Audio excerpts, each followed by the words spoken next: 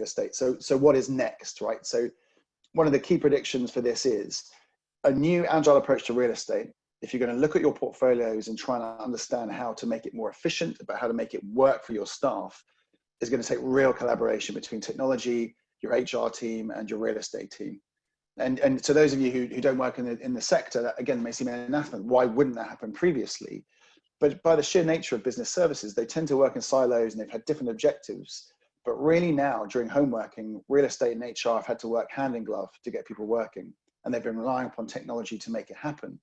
And this has been a growing trend. Now that role may co-join. You may see much more of a kind of a head of workplace who's in charge of people and place. Because unless you set the right metrics to understand what success looks like, so do we have the right number of staff utilizing the space? Are they being productive? Are they happy? Are they doing their job well? And do they feel safe in their job?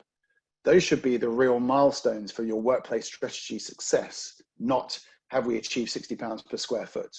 And the more, should we say, progressive organizations we deal with are already all over this. The qualitative survey and quantitative surveying of their workforce is their number one outcome from their real estate strategy. So it's critical for them.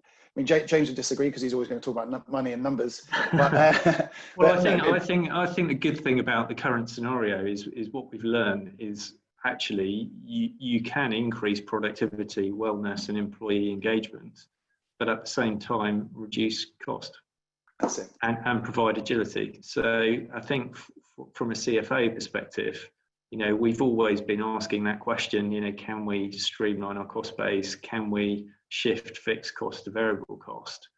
And the answer has always come back, probably no, or to a limited extent.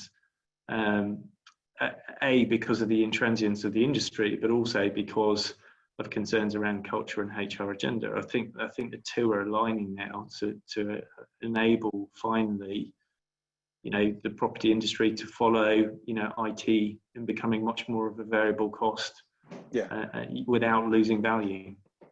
Totally right. And yeah, I mean, to that point, actually, I'm quite impressed. We're 45 minutes in. We've actually increased the number of listeners. We haven't lost anyone yet, as it would seem, apart from Matt. So we're going quite well.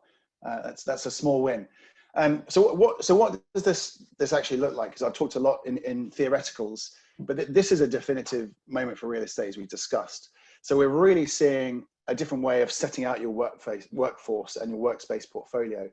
Our friends at a big petrochemical giant refer to it as Hub Club Home and Roam. That will be the new workspace. So you retain a core office, a central office, but wouldn't expect staff to go to it every day.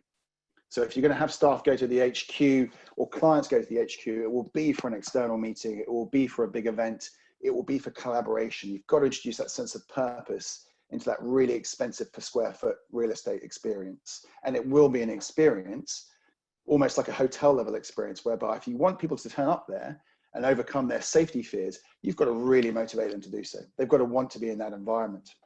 If they're not there, where will they be? Work from home, obviously. So workspace will mean looking up their desk provision, their IT provision, and so on. But the other key trend that nearly everyone in the real estate market is now discussing is work near home.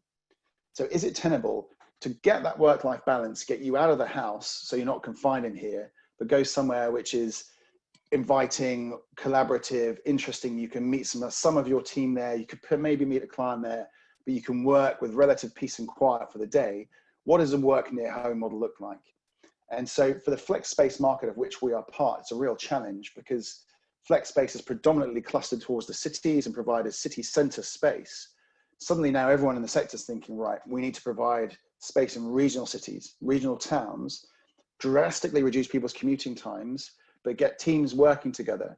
And again, our corporate clients are backing this up, saying, look, if we can find the right space in the regions, we'll build clusters. We'll have a central London HQ, but then we'd probably build a 25-desk team in Croydon and one in Ealing, maybe one in Kingston around London, so people can drastically reduce their commute time, but come together in a nice, potentially branded working environment.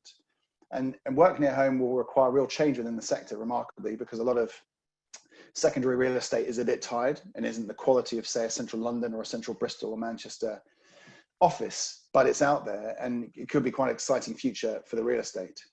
And John, just there was a question that came up around, when people are working from home, what are companies doing in terms of thinking about the cost for the employee of doing that and reimbursement? Are there any themes coming out from that?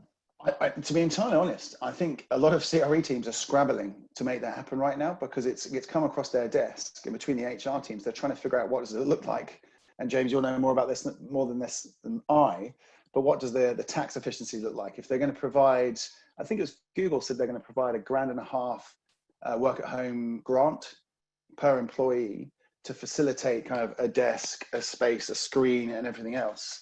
But I would be interested, and I know within our industry, we're looking at lobbying the government around that to say, well, what does this look like? Could there be a tax, could tax be assuaged there to allow that kind of grant to happen? So I think at the moment, James, it'd be quite punitive were a company to fund that. Is that right?